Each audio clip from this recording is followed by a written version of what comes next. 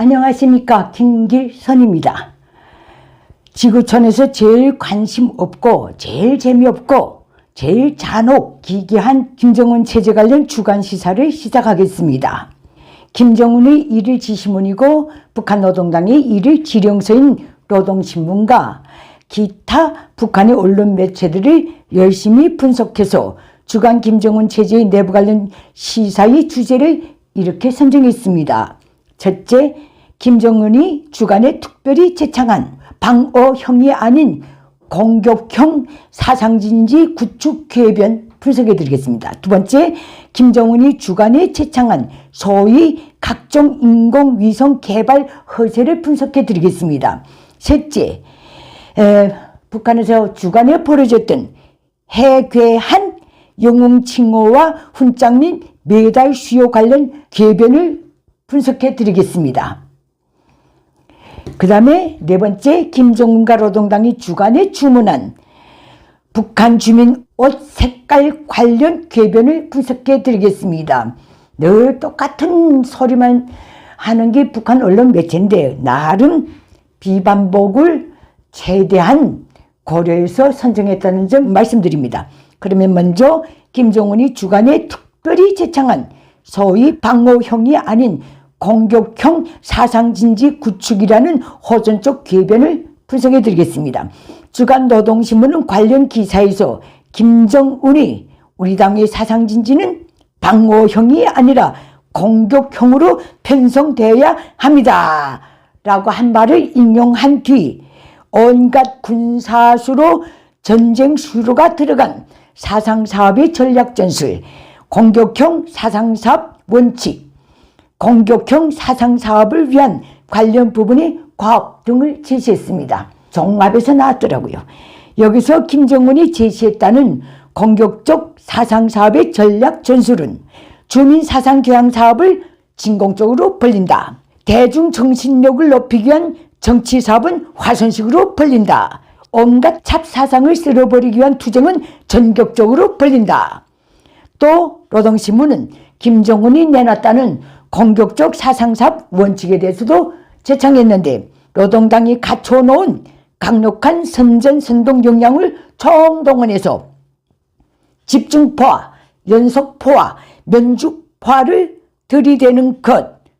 다음은 화선식, 첨입식 사상사업 좌지를 북한 전역의 협동농장 포존들에 그리고 모든 공장이 기계 앞에다 그 좌지를 정하고 사상공세를 한다.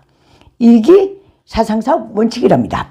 그 다음에 공격적 사상사업을 위한 관련 부문 과업에 대해서는 이렇게 역설했습니다. 기자, 언론인들은 즉 북한의 모든 언론 보도물은 붓, 대포, 포성, 진격의 나팔소리가 돼서 글도 쓰고 방송도 해야 하며 모든 당선전 일꾼은 온 나라를 사상교양 마당, 사상전의 불도가니로 만들어야 한다. 이것입니다. 어떻습니까? 김일성, 김정일 때도 북한 주민사회를 상대로 우와 같은 사상사업 관련 호전적인 군사수로들, 전쟁수로들이 노동신문에 등장한 적이 없습니다. 이것은 오늘의 김정은 체제가 정상적 활동이 거의 불가능한 사태로 급격히 접어들고 있다 그 뜻입니다.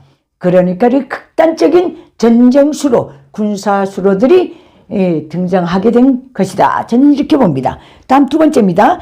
김정은이 주간에 제창한 소위 각종 인공위성 개발에 관한 허세를 분석해 드리겠습니다. 김정은은 지난 18일 국가우주개발국 현지지도에서 이런 캐키를 부렸습니다. 김정은 왈, 궁극적으로 우리나라를 세계적인 우주 강국으로 일도 세우는 것이 우리 당과 정부의 확고부동한 입장이다. 특히 기상 관측 위성, 지구 관측 위성, 통신 위성 보유를 선점고지로 정하고 등등등등. 우주 정찰 능력의 보유를 방위력 건설이 가장 중차대한 선결적 과업으로 제시하고 등등등. 4월 현재 제작 완성된 군사정찰 위성 1호기를 계획된 시일 안에 발사할 수 있도록 한다. 이렇게 캐키를 부렸습니다. 김일성 족속의 소위 위성개발 프로젝트가 언제 시작됐는지 아십니까? 1987년 4월 11일에 정식 그 시행이 들어갔습니다. 지금까지 36년째 성균관 개구리들처럼 인공위성 개발 강국을 연불처럼 이어오고 있습니다. 기상 관측 위성, 북한 주민들 그거 모를 때도 농사를 잘 지었습니다. 그래서 밥술은 들고 살았습니다. 그리고 지구 관측 위성, 그네서 뭘 하겠습니까? 농사지을 새 땅을 찾으려고 그걸 합니까? 그 다음에 통신 위성, 이건 김정은이 외국의 문화를 즐기려고 개발합니까? 군사 정찰 위성, 미국을 침공하려고요? 북한 밖에서는 골동품이 돼버린 발 재봉기도 만들지 못하는 주제에 며칠에 한 번씩 나타나서 쇼하듯이 허시와 객기를 부리고 있는 걸 보면 김정은 저는 분명히 가까운 장래에 입덕에 망할 것 같습니다. 진짜 무서운 대상은 입이 무거운 적입니다. 김정은이가 밤낮 나와서 저렇게 시시콜콜 나불거리고 있다는 것, 그것은 미천이 하나도 없다는 반증입니다. 다음 세 번째입니다. 해기한 영웅칭호 수요 정령을 알려드리겠습니다.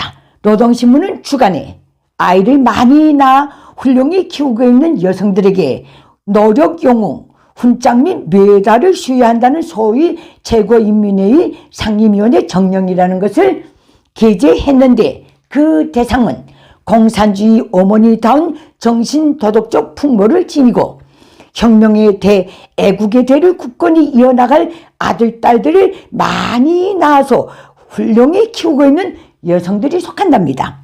3명 이상이라고 합니다. 3명 이상의 자녀를 낳아서 훌륭히 키운 공로로 영웅칭호를 받은 여성이 3명 뿐이더라고요.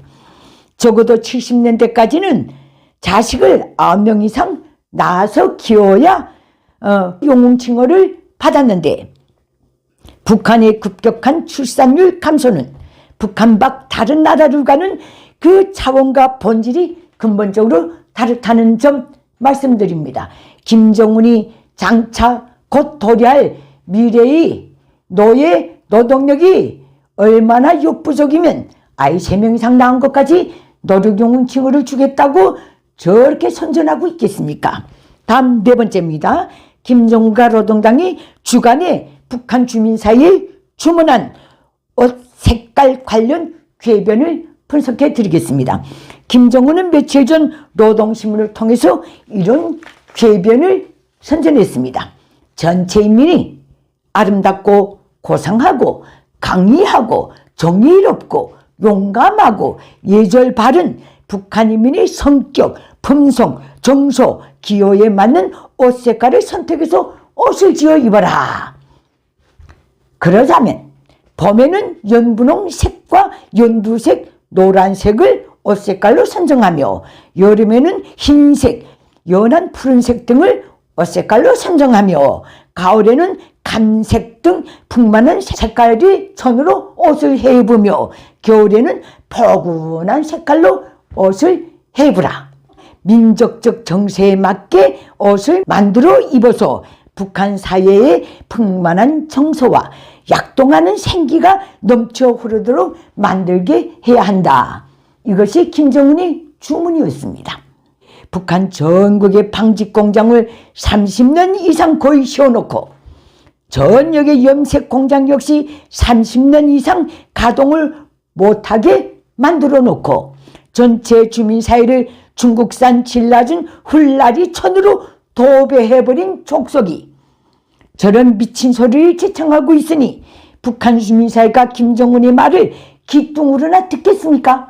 오늘의 김정은에게는 각종 회의, 과격한 정치 선동, 미사일 시험 발사, 핵탄두 전시관 참관 외에는 정말로 할 일이 없는 것 같습니다.